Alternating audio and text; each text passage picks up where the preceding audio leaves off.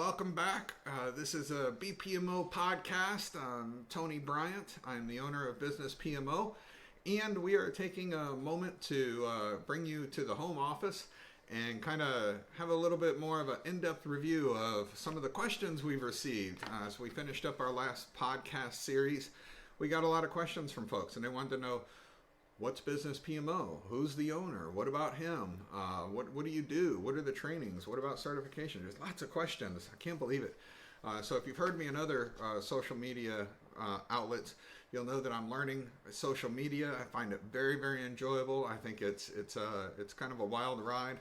And boy, you sure do get a lot of questions from folks. So I'm going to do my best to introduce BusinessPMO.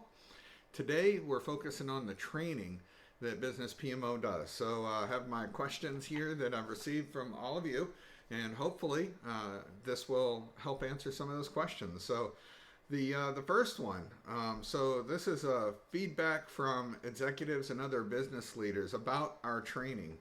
So where did we come up with our training? It was mainly from talking to business leaders, people who were saying they had problems with project managers and they needed some training, but they didn't want to send them to the same old training. We're talking about people who are highly educated, bachelor's, master's, sometimes even a PhD. I didn't even know there was a PhD in project management, but apparently there is. They have certifications, they have their PMP, they have their CSM, they have all the knowledge in the world. They've passed some of the most difficult tests in the world, but when they get hired on, for some reason those projects aren't so successful, and we're trying to figure out why. So what we did is put together some training that BusinessPMO offers. One is to help you pass some of your certifications, another training to help you understand personalities and how those personalities blend and work with each other. We've also tried to cover some fundamentals. You know, there may be people out there who don't necessarily want to be a project manager, but they do want to know about project management in general. So we kind of came up with a couple of notes, if you will, about our training that we've integrated based on feedback from executives. One of those is that there's no correlation. There's no correlation between a good project manager and a project management certification. Now, that one was kind of interesting because, well, we have a project management certification. It caused us to rethink that certification. The other one is that PMs, project managers, tend to be good at the science of project management or the art, meaning they're very good with people, sometimes neither, but very rarely both. The most successful project managers that we've run into, and we've gotten feedback from where people say, go talk to that person, they're a really great project manager. Those rare gems out there that know all the science there is to know about process, input, process, output, tools, techniques, and they also know how to deal with people in their various scenarios. So we interviewed a lot of them and started developing training around this. Our training is built on several different philosophies, if you will. This training, one of them is, and this is one of the questions, is what makes your training different. So our approach to project management training covers the foundational principles of project management. We're not one of those training companies out there that's going to tell you there's no value in a PMP certification, or there's no value in a CSM certification, or no value in something else. There is definitely value in those certifications. We do not wish to disparage anybody who gets one of these certifications. We are not going to tell you that you can just go in and manage a project and be good with people and not have to worry about the knowledge that's involved in managing projects. There's value in that. So we teach those fundamental principles of project management because they are valuable. But we do a hands-on walkthrough with our training. We don't just have PowerPoint slides that go by. Yes, we have a book.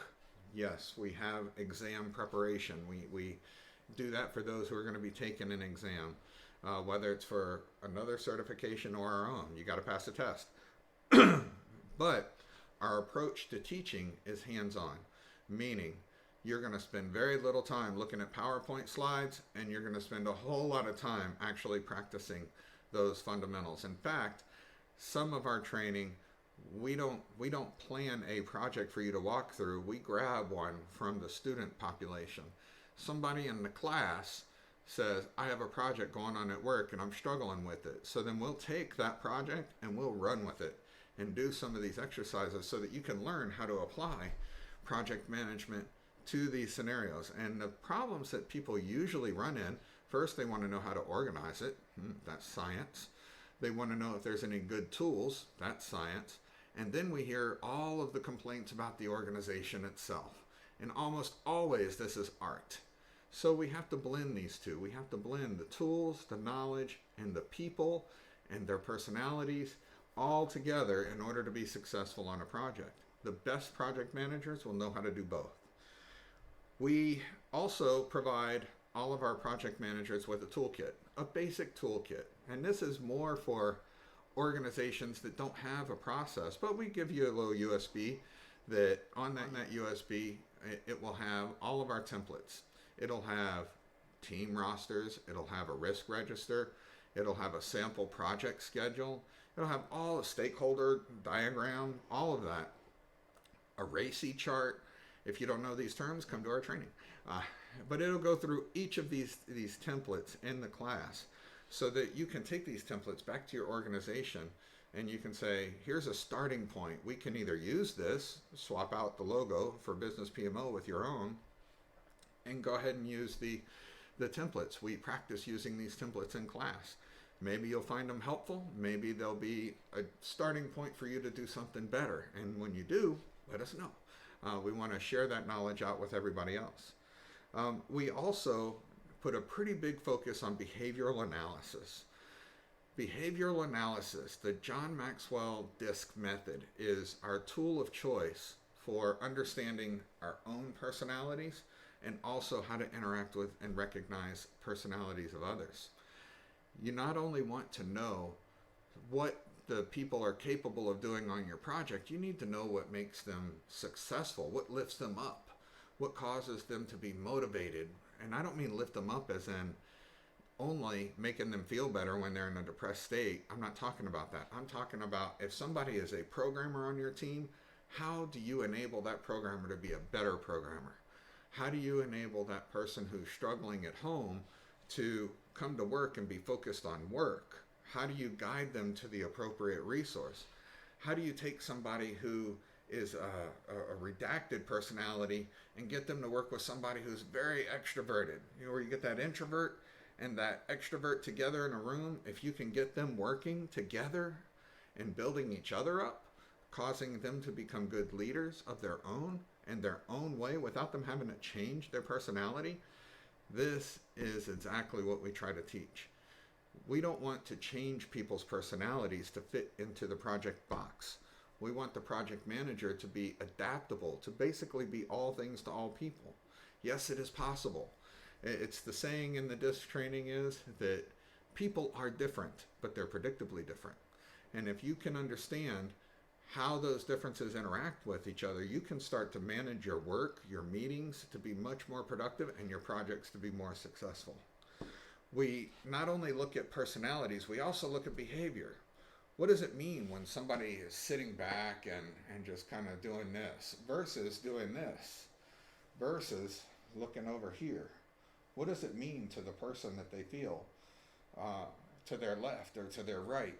Just based on their body language. We take in some of the behavioral lessons, body language lessons from interrogators actually. We look at law enforcement, we look at psychologists. What do they say? What do they teach? We put that into our training as well. And we bundle all of this into a master class. And in that master class, at the end, you can actually take your immediate certification exam where you test your knowledge on all that material that you just learned. It's still an intensive test. It's still something that you really have to know what you're talking about in order to pass. But when you pass it, then this says to employers that you are a project manager, not necessarily somebody who is aware of project management. And as a project manager, you are somebody who is a manager of the process and a leader of the people at the same time. And that's what our training provides. So our guiding principles and our training, all the training that we do, leading people as a team, that's the number one priority of our training.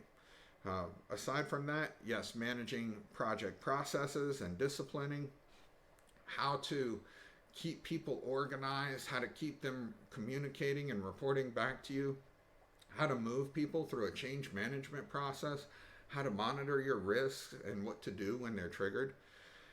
This is our second priority. So we put the people and leadership as the number one priority.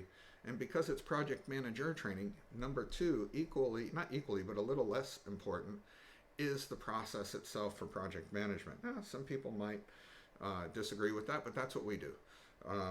Applying these top two priorities in a business environment, that's our goal. We don't want you to have to choose between being good at leading people and being good at managing projects. We want you to be able to do both. And so that is what our training does. It teaches you both. So afterwards, then what do? If you're watching this podcast, I have an exciting announcement for you, actually. That announcement is that this year in 2024, we're going to have our first networking event. We're looking at the week of October 4th. So watch our website, BusinessPMO.com. We're going to have a special announcement here within the next few weeks where we're going to bring together business leaders and project managers and people who want to become project managers into one room. And we're not just going to be doing training on this. We're actually going to bring them together for them to share ideas with each other. This is a little bit different from your typical go somewhere and get training. We'll have a little bit of that, but we really want to hear what's going out in the field. You know, what are things that are working or not working? What are the challenges? And we'll share those with each other and brainstorm some of the solutions. As a result of this training, we'll even update our own material.